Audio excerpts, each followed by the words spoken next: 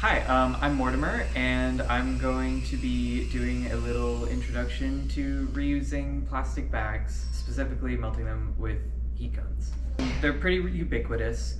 It's important for me as an artist going from a working class background and as someone who doesn't have a lot of job security due to disability to have materials that are cheap and easily accessible and reusing things that are already in the world.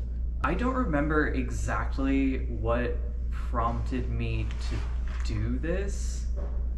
I think I just wanted to see what would happen because it's such like a weird material, this super thin film of plastic, and so I just did it. And it ended up giving me a really cool effect, so I kept working with it. I usually use them in tandem with like a lot of other found material or like specifically kind of garbage plastic waste.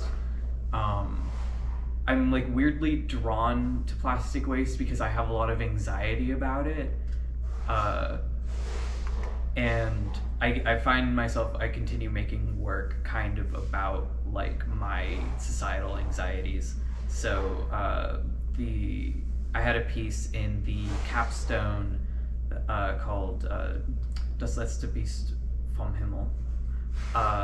And that one, I had essentially created this whale fall out of plastic waste. And I found that the plastic bags work really well as a skin for sculptures, especially sculptures that need like a kind of gross or unsettling kind of horror quality. I think the thing that has made me like keep coming back to it is that there is an aspect of losing a little bit of control when you work with it. It's a really unpredictable material. Ultimately, it kind of does what it wants to do, and I really like letting the material guide the work. Definitely not for like the control freak artist, but that's not me if you hadn't noticed. You do want to make sure that the surface that you're going to use is something that's going to be able to withstand the heat of the heat gun. So anything with polyester, polyfill, wax, those are also potentially going to melt.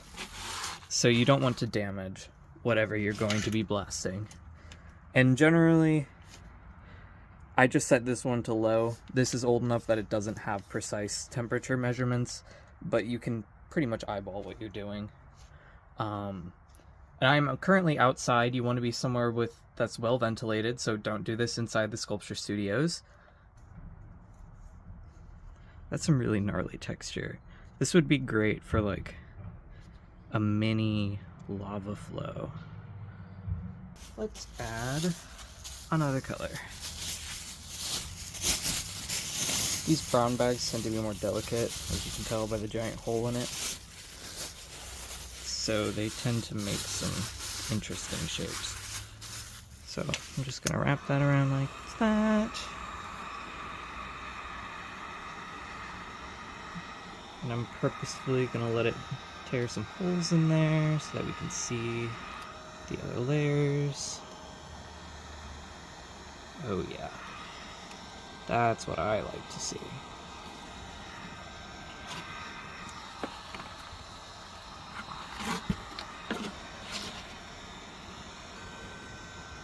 This is the effect I really like to get with these. This like pulling, tearing, yucky. It's definitely denser than a standard plastic bag, but like there's still some give there.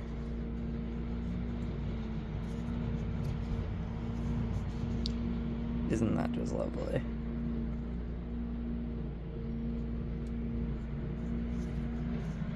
Oh shit, the fucking garbage truck is here.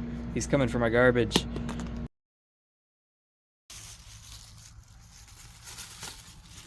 Let me do that actually in frame.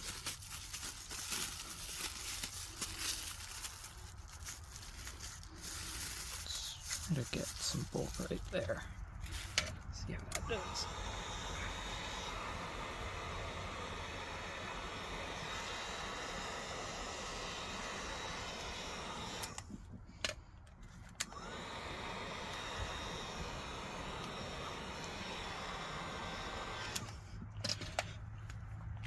The thinner it is, the faster it's gonna pick up that heat, the faster it's gonna shrink. And you really don't want to burn this, especially if you're not gonna be wearing a mask. And there we have it.